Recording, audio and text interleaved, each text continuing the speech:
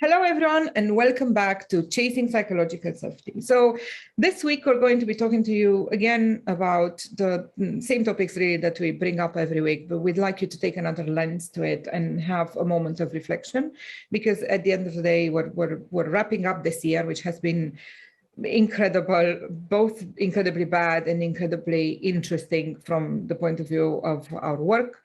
And we know that everyone has possibly the couple of days to have a thought about things. So some of the things we wanted to remind you that we've been on and on this year are, clearly, there's a lot happening everywhere in every enterprise in terms of thinking of the people work. And this is the time to double down on your understanding of it and help the enterprise continue it by doing some things yourself. So those things we think are, number one, look at the people resistance, what we call the team level resistance. We've always talked about the fact that there's an organizational level resistance to paying back the human debt, and there's a team level resistance to paying back the human debt. Both of those to a degree have to do with the fact that we have work to do. We don't have time to be doing this fluffy stuff. That's the objection you have to overcome, because realistically, if you're going to be honest with yourself and the enterprise, there is no work more important than this.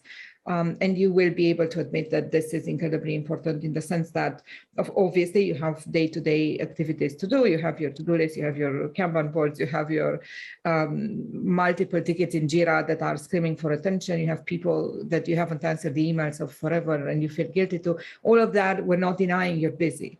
What we're saying is you have to carve the time for the human work, and you know you have to, and you have to overcome both your resistance and the resistance of your team towards the idea that the human work needs happening. So that's number one thing. The number two thing is to then, once you've accomplished the jumping over this barrier and you accept that you have to do the human work, you have to look at emotions, look at behaviors, understand how people are feeling, care how you're feeling, take care of yourself, take care of others, help people take care of themselves. Once you understand that's necessary work that needs to be done intentionally and regularly, what you need to start doing is get over the next first barrier, which is the temptation to start talking about theory and kind of do the fluffy work in a fluffy manner, if you wish, meaning to get some form of a workshop in, listen to a TED talk, do some reading, raise awareness. We're not denying that awareness is necessary. You're going to have a phase in which you should do that, but you should see awareness as a stepping stone to more, and that more has to be action. So if you agree that the human work and understand that the human work is necessary, but you then stop at doing theoretical things, you're going to be not seeing much of an effect. So you're better off not even touching it. If you're not going to be doing things, don't even start on the human work, is what we're saying.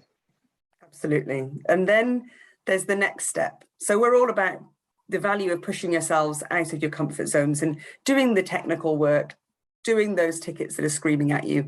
Let's be honest, whilst it's hard, is the comfort zone for many, many teams.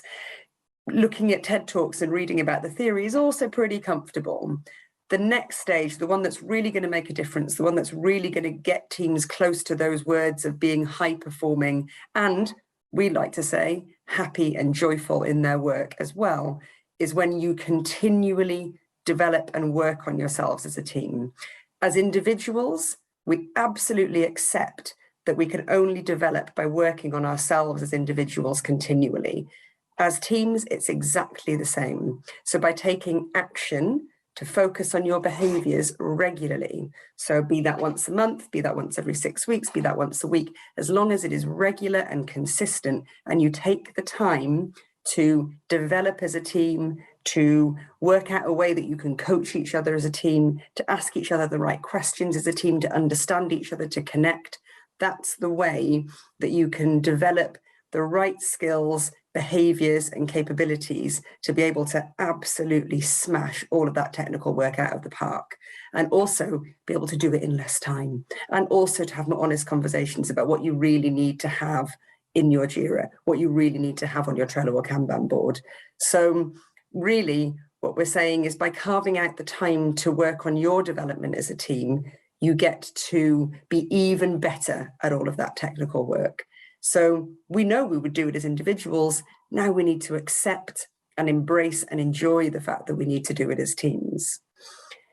And one way of looking at it is the good old oxygen mask idea. So we're really familiar with that idea of you need to look after yourself before you can look after your loved ones or those around you. Put on your oxygen mask first before that of your child.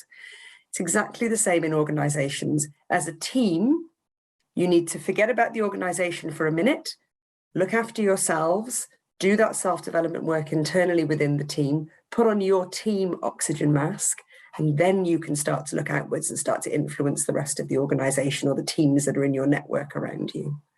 So once you get there, it will be a beautiful thing. There are these 3 barriers on the way, but that's pushing yourself out of your comfort zone and into something much, much better. That's it from us. Thank you very much for listening, and we'll look forward to seeing you next week. Thank you. Bye. Bye-bye.